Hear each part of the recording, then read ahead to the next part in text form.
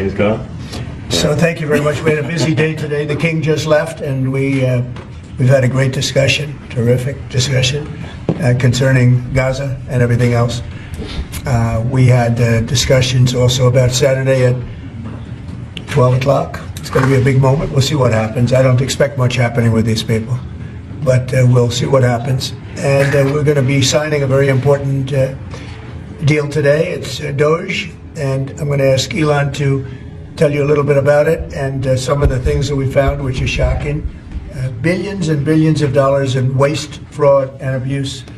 And I think it's very important. And that's one of the reasons I got elected. I said, we're going to do that. Nobody had any idea it was that bad, that sick, and that corrupt. And it seems hard to believe that judges want to try and stop us from looking for corruption, especially when we found hundreds of millions of dollars worth, much more than that, in just a short period of time. And we want to weed out the corruption. And it seems hard to believe that a judge could say, we don't want you to do that. Well, so maybe we have to look at the judges, because that's a very serious, I think it's a very serious violation. I'll ask Elon Musk to say a few words, and we'll take some questions. Elon, go ahead. Sure. So at a high level, you say, what is the goal of Doge, and I think a significant part of the presidency is to restore democracy. This may seem like, well, aren't we in a democracy? Well, if you don't have a feedback loop, okay, we would have to, if you sorry. So gravitas can be difficult sometimes. If there's not a good feedback loop from the people to the government, and if you have rule of the bureaucrat, if the bureaucracy is in charge, and then what meaning does democracy actually have? If the people cannot vote and have their will be decided by their elected representatives in the form of the president and the Senate and the House, then we don't live in a democracy. We live in a bureaucracy. So it's incredibly important that we close that feedback loop, we fix that feedback loop, and that the public's elected representatives, the president, the House, and the Senate, decide what happens, as opposed to a large unelected bureaucracy. This is not to say that there are good people who are in the federal bureaucracy, but you can't have an autonomous federal bureaucracy. You have to have one that is responsive to the people. That's the whole point of a democracy. And if you looked at this, if you looked at the founders today and said, what do you think of the way things have turned out? Well, we have this unelected, fourth unconstitutional branch of government, which is the bureaucracy, which has, in a lot of ways, currently more power than any elected representative. And this is not something that people want, and it does not match the will of the people. So it's just something we've got to fix. And then we've also got to address the deficit. So we've got a $2 trillion deficit, and if we don't do something about this deficit, the country's going bankrupt. I mean, it's really astounding that the interest payments alone on national debt exceed the Defense Department budget, which is shocking, because we spend a lot of money on defense. But and if that just keeps going, we're essentially going to bankrupt the country. So what I really want to say is, like, it's not optional for us to reduce the federal expenses. It's essential. It's essential for America to remain solvent as a country, and it's essential for America to have the resources necessary to provide things to its citizens and not simply be servicing vast amounts of debt. And also, could you mention some of the things that your team has found, some of the crazy numbers, including the woman that walked away with about 30 million, right, etc.? Well, we do find it sort of rather odd that there are quite a few people in the bureaucracy who have ostensibly a salary of a few $100,000, but somehow manage to accrue tens of millions of dollars in net worth while they are in that position, which is, what happened to USAID. We're just curious as to where it came from. Maybe they're very good at investing, in which case we should take their investment advice, perhaps. But there seems to be mysteriously they get wealthy. We don't know why. Where does it come from? And I think the reality is that they're getting wealthy at the taxpayer expense. That's the honest truth of it. So, we're looking at, if you look at, say Treasury, for example, basic controls that should be in place, that are in place in any company, such as making sure that any given payment has a payment categorization code, that there is a comment field that describes the payment, and that if a payment is on the do not pay list, that you don't actually pay it. None of those things are true currently. So the reason that departments can't pass audits is because the payments don't have a categorization code. It's like just a massive number of blank checks just flying out the building. So you can't reconcile blank checks. You've got comment fields that are also blank, so you don't know why the payment was made. And then we've got this truly absurd, a do not pay list, which can take up to a year for an organization to get on a do not pay list. And this, we're talking about terrorist organizations, we're talking about known fraudsters, known aspects of waste, known things that do not match any congressional appropriation, can take up to a year to get on the list, and even once on the list is not used. It's mind-blowing. So what we're talking about here, we're really just talking about adding common sense controls that should be present, that haven't been present. So you say, like, well, how could such a thing arise? That seems crazy. When you understand that really everything is geared towards complaint minimization, so then you understand the motivations. So if people receive money, they don't complain, obviously. But if people don't receive money, they do complain. And the fraudsters complain the loudest and the fastest. So then when you understand that, then it makes sense. Oh, that's why everything they approve all the payments at Treasury. Because if you approve all the payments, you don't get complaints. But now we're saying that, no, actually, we are going to complain. If money is spent badly, if your taxpayer dollars are not spent in a sensible and frugal manner, then that's not okay. Your tax dollars need to be spent wisely on things that matter to the people. I mean, these things, like, it's just common sense. It's not draconian or radical, I think. It's really just saying, let's look at each of these expenditures and say, is this actually in the best interest of the people? And if it is, it's approved. If it's not, we should think about it. So, there's crazy things like just cursory examination of Social Security, and we've got people in there that are 150 years old. Now, do you know anyone who's 150? I don't. Okay. They should be on the Guinness Book of World Records. They're missing out. That's a case where, like, I think they're probably dead. It's my guess.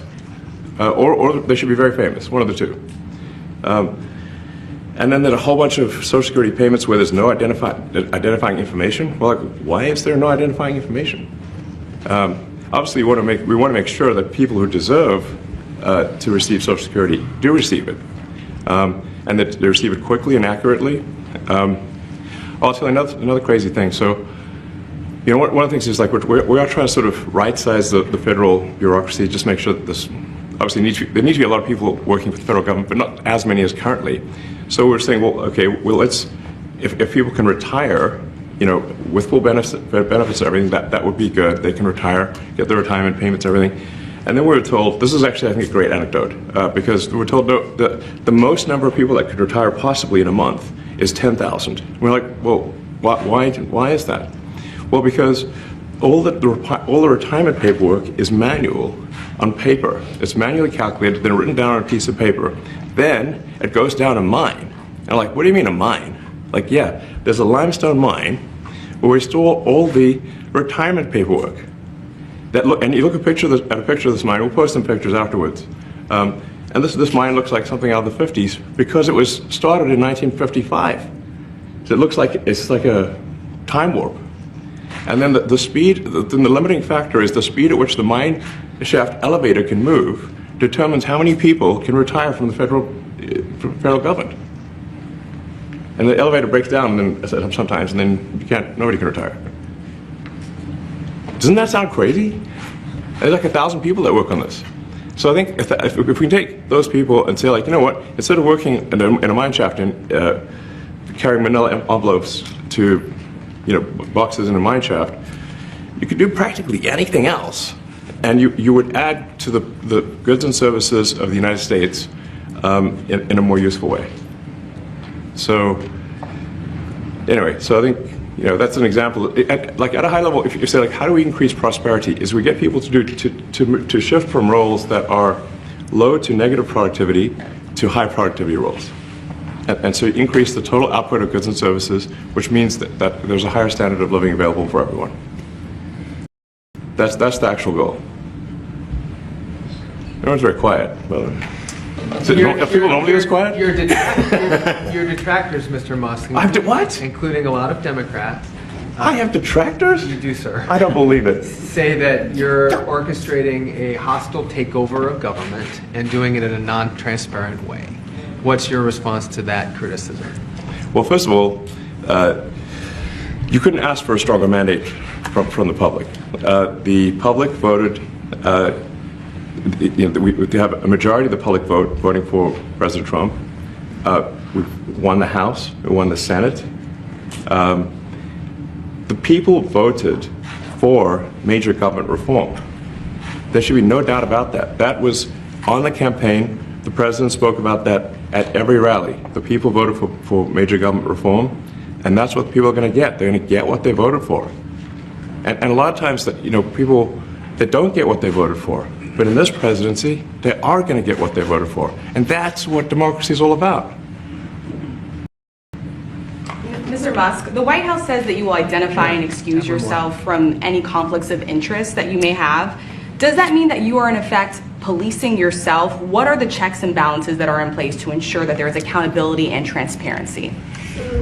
Well, we actually are trying to be as transparent as possible. In fact, we post our actions to the Doge handle on X and to the Doge website. So all of our actions are maximally transparent. In fact, I don't think there's been, I don't know of a case where an organization has been more transparent than the Doge organization. So, and the kind of things we're doing are, I think, very, very simple and basic. They're not, what I mentioned, for example, about Treasury, just making sure that payments that go out, taxpayer money that goes out, is categorized correctly, that the payment is explained, that organizations on the do not pay list, which takes a lot to get there, that actually are not paid, which currently they are paid. These are not individual judgment decisions. These are about simply having sensible checks and balances in the system itself to ensure that taxpayer money is spent well. So it's got nothing to do with, like, say, a contract with some company of mine at all. But if there is a conflict of interest when it comes to you yourself, for instance, you've received billions of dollars in federal contracts when it comes to the Pentagon, for instance, which the president, I know, has directed you to look into. Yeah. Are you policing yourself in that? Is there any sort of accountability check and balance in place that would provide any transparency for the American people? Well, all of our actions are fully public. So if you see anything, you say, like, wait a second, hey, Elon, that seems like maybe that's, there's a conflict there.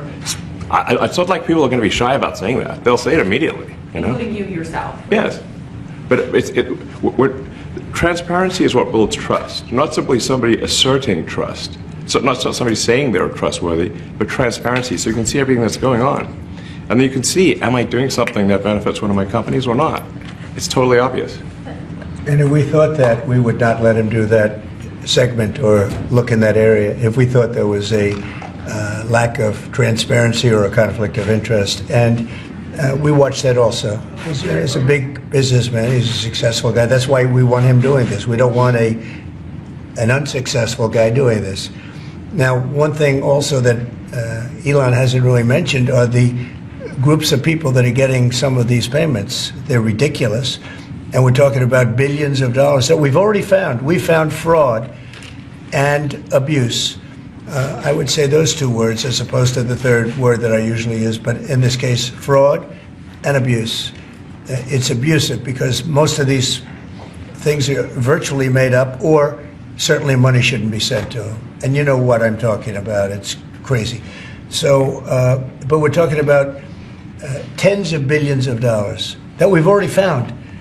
And now a judge who's an activist judge wants to try and stop us from doing this. Why? Why would they want to do that? I campaigned on this. I campaigned on the fact that I said government is corrupt. And it is very corrupt. It's very, very, it's also foolish.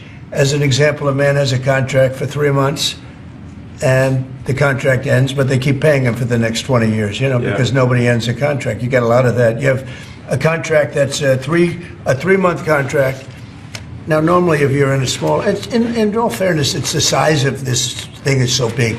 Yeah. But if you have a contract and you're in a regular business, you end the contract in 3 months. You know it's a consultant. Here's a contract for 3 months, but it goes on for 20 years. And the guy doesn't say that he got money for 20 years. You know, they don't say it. They just keep getting checks month after month, and you have various things like that, and even much worse than that, actually, much worse. And I guess you call that incompetence, maybe. Yeah. It could be corruption. It could be deals made on both sides, you know, where the guy gets the money, he kicks. I think there's a lot of kickback here. I see a lot of kickback here. There's a lot of kickbacks. A tremendous kickback, because nobody could be so stupid to give out some of these contracts, so he has to get a kickback. So that's what I got elected for, that and borders and military and a lot of things, but this is a big part of it. And I hope that the court system is going to allow us to do what we have to do. We got elected to among other things, find all of this fraud, abuse, all of this horrible stuff going on. And we've already found billions of dollars, not like a little bit, billions, many billions of dollars. And when you get down to it, it's going to be probably close to $1 trillion. It could be close to $1 trillion that we're going to find. That will have quite an impact on the budget. And you'll go to a judge where they handpick a judge, and he has certain leanings. I'm not knocking anybody for that, but he has certain leanings, and he wants us to stop looking. How do you stop looking? I mean, we've already found it. We have a case in New York where a hotel has paid $59 million, $59 million because it's housing migrants, illegal migrants, all illegal, I believe. And they were being paid twice the normal room rate at 100% occupancy. Unbelievable. So it's a racket. Yeah. Mr. Musk, can I ask you a question? You Well, said on- if I may sort of just going for the president's comments, at a high level, you say, well, what are the two ingredients that are really necessary in order to cut the budget deficit in half from 2 trillion to 1 trillion? And it's really two things: competence and caring. And if you add competence and caring, you'll cut the budget deficit in half. And I fully expect to be scrutinized and get a daily proctology exam, basically. Might as well just camp out there. So it's not like I think I can get away with something. I'll be scrutinized nonstop. But with the support of the president, we can cut the budget deficit in half from 2 trillion to 1, and then with deregulation, because there's a lot of sort of regulations that don't ultimately serve the public good. We need to free the builders of America to build, and if we do that, that means I think we can get the economic growth to be maybe 3-4%, maybe 5%. And that means if you can get $1 trillion of economic growth and you cut the budget deficit by $1 trillion, between now and next year, there is no inflation.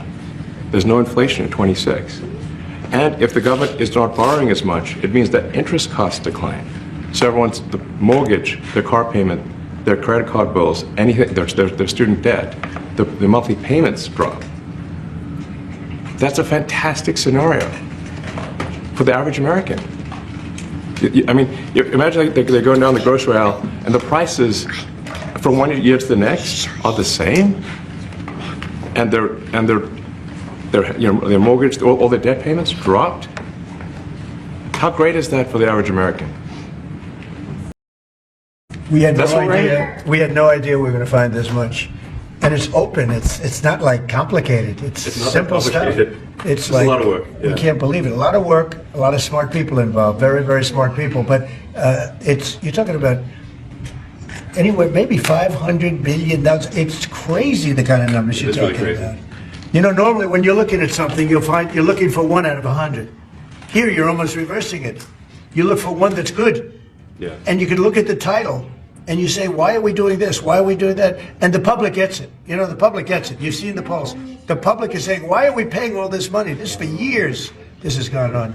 Mr. Musk, Senator, Yeah, go ahead. Wait, go ahead. Senator Rand Paul today said that Doge cuts will ultimately need a vote in Congress. Do you agree with that? Is that the I plan? really don't know. I know this. We're finding tremendous fraud and tremendous abuse.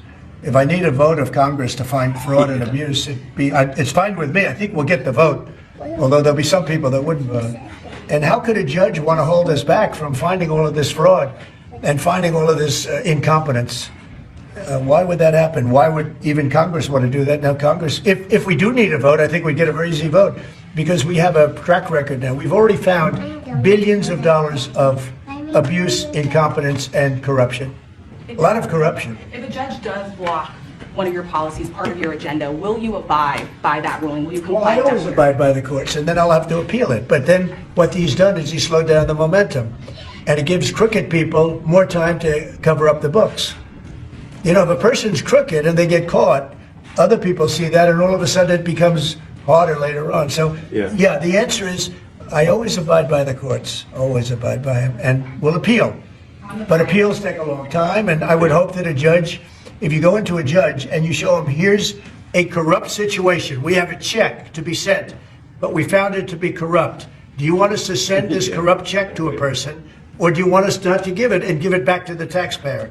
I would hope a judge would say, don't send it, give it back to the taxpayer. Yeah. If I can add to that, what we're finding is that a bunch of the fraud is not even going to Americans. So I think we can all agree that if there's going to be fraud, it should at least go to Americans. But a bunch of the fraud rings that are operating in the United States and taking advantage of the federal government, especially in the entitlements programs, are actually foreign fraud rings. They're operating in other countries and actually exporting money to other countries. We should stop that. And this is big numbers. We're about $100 to $200 billion a year. Serious money. Mr. Musk, you said on X that an example of the fraud that you have cited was $50 million of condoms was sent to Gaza. But after fact check this, it apparently Gaza in Mozambique, and the program was to protect them against HIV. So can you correct the statements? It wasn't sent to Hamas actually, it was sent to Mozambique, which makes sense why condoms was sent there. Yeah. And how can we make sure that all the statements that you said were correct, so we can trust what you're saying? Well, first of all, some of the things that I say will be incorrect and should be corrected. So nobody's going to bat 1,000. I mean, we will make mistakes, but we'll act quickly to correct any mistakes. I'm not sure we should be sending $50 million worth of condoms to anywhere, frankly. I'm not sure that's something Americans would be really excited about. And that is really an enormous number of condoms when you think about it. But if it went to Mozambique instead of Gaza, I'm like, okay, that's not as bad, but still, why are we doing that? Mr. Musk, can you talk a little bit about how closely you're working with agency heads as you're directing these cuts? Do they have how much input do agency heads have when you're making these decisions? Yeah, we work closely with the agency heads, yeah. So there are sort of checks in place. So it's not just us just going in and doing things willy-nilly. It's in partnership with the agency heads, and I check frequently with the president to make sure that this is what the president wants to have happen. So we talk almost every day, and I double check things to make sure, is this something, Mr. President, do you want us to do this? Then we'll do it. USAID has been one of your main targets. Are you concerned at all that some of the cuts or that shutting that agency altogether may lead to diseases or other bigger problems starting in other countries that then come to the United States? Yeah, so that's an interesting example. So that's something where we work closely with the State Department and Secretary Rubio. And we have, for example, turned on funding for Ebola prevention and for HIV prevention. Left that, you said? Yes, correct. And we are moving fast, so we will make mistakes, but we'll also fix the mistakes very quickly. Do you see it as a worthy cause, USAID? I think that there's some worthy things, but overall, if you say what was the bang for the buck, I would say it was not very good. And there was far too much of what USAID was doing was influencing elections in ways that I think were dubious and do not stand the light of day. I'm going to ask a follow-up to the Pentagon contracts. If you have received billions of dollars in contracts from the Pentagon, and the president's directing you to look into the Department of Defense, is that a conflict of interest? Are going to do at the president's request. Does that present a conflict of interest for you? No, because you'd have to look at the individual contract and say, first of all, I'm not the one, filing the contract. It's people at SpaceX or someone who will be putting for the contract. And I'd like to say, if you see any contract where where it was awarded to SpaceX and it wasn't by far the best value for money for the taxpayer, let me know, because every one of them was. The president said the other day that you might look at treasuries. Could you explain that a little bit? What kind of fraud, and that question goes to both of you, what kind of fraud are you expecting to see or do you see right now in U.S. treasuries? Yeah, I think you mean the Treasury Department as opposed to Treasury bills, or You also referenced Treasuries on Air Force One the other night. Go ahead. well, as I mentioned earlier, really the first order of business is to make sure we're actually collecting. Sorry for this. I thought my son might enjoy this, but he's sticking his fingers in my ears and stuff. It's a bit hard to hear sometimes. Hey, stop that. No, the stuff we're doing with the Treasury Department is so basic that you can't believe it doesn't exist already. So, for example, like I mentioned, just making sure that when a payment goes out, it has to have a payment categorization code. It's like, what type of payment is this? You can't just leave the field blank. Currently, many payments, the field is left blank. And you have to describe what's the payment for, some basic rationalization. That also is left blank. So this is why, the Pentagon, when's the last time the Pentagon passed an audit? I mean, a decade ago, maybe? Ever? Really? And we want to, just in order to actually pass audits, you have to have financial information that allows you to trace the payments. And once in a while, the Treasury has to pause payments if it thinks the payment is going to a fraudulent organization. If a company or an organization is on a do not pay list, we should not pay it. I'm sure you would agree. Like, if it's quite hard to get on that payment, the do not pay list, it means that this is someone that is just, it's like dead people, terrorists, known fraudsters, that kind of thing. We should not pay them. But currently we do, which is crazy. We should stop that. And by the way, hundreds, thousands of transactions like that. We have a big team. And for the sake of the country, I hope that the person that's in charge and the other people that report to me that are in charge are allowed to do the right thing, namely make sure everything's honest, legitimate, and competent. But we're looking at just, when you look at USAID, that's one. We're going to look at the military, we're going to look at education. They're much bigger areas. But the USAID is really corrupt. I'll tell you, it's corrupt. It's incompetent, and it's really corrupt. And I can't imagine a judge saying, well, it may be corrupt, but you don't have the right. You got elected to look over the country and to, as we say, make America great again, but you don't have the right to go and look and see whether or not things are right that they're paying or that things are honest that they're paying. And nobody can even believe this. Other people, law professors, they've been saying, how can you take that person's right away? You're supposed to be running the country, but we're not allowed to look at who they're paying it to and what they're paying. We have massive amounts of fraud that we caught. I think we probably caught way over a lot of billions of dollars already in, 2 weeks? Yes. And it's going to go to numbers that you're not going to believe. And much, as I said, much is incompetence and much is dishonesty. We have to catch it. And the only way we're going to catch it is to look for it. And if a judge is going to say you're not allowed to look for it, that's pretty sad for our country. I don't understand how it could even work. The buyout program, can you personally guarantee that? Which one? The buyout program, the offer to federal workers. Can you personally guarantee that the workers who opt in to resign now will be paid through Well, September? they'll get their money, but they're getting a good deal. They're getting a big buyout. And what we're trying to do is reduce government. We have too many people. We have office space. It's occupied by 4%. Nobody's showing up to work because they were told not to. And then Biden gave them a 5-year pass, some of them, 48,000 of them, gave them a 5-year pass, that for 5 years you don't have to show up to work. And let me tell you, this is largely, much of this stuff is because of Biden. It's his fault. He allowed this country, what he did on our border. What he did on our border is almost not as bad as what he did with all of these contracts that have come out. It's a very sad day when we look at it. I can't even believe it. But many contracts just extend and they just keep extending and there was nobody there to correct it. And that cannot be, I can't imagine that could be held up by the court. Any court that would say that the president or his representatives, like Secretary of the Treasury, Secretary of State, whatever, doesn't have the right to go over their books and make sure everything's honest. I mean, how can you have a country? You can't have anything that way. You can't have a business that way. You can't have a country that way. Hey, thank you very much, everybody. Thank you. Thank you, Chris. Thank you, Chris. Head out. Coming back tonight. Mark Vogel will be at the White House tonight at about 10 o'clock. If you want to come over, you can say hello to him. Did you guys get anything in return? Not much. No, they were very nice. We were treated very nicely by Russia, actually. I hope that's the beginning of a relationship where we can end that war and millions of people can stop being killed. They've lost millions of people. They've lost in terms of soldiers, probably 1.5 million soldiers in a short period of time. We got to stop that war. And I'm interested primarily from the standpoint of death. We're losing all those soldiers. And they're not American soldiers, they're Ukrainian and Russian soldiers. But you're probably talking about 1.5 million. I think we got to bring that one to an end. Okay? Thank you. Thank you.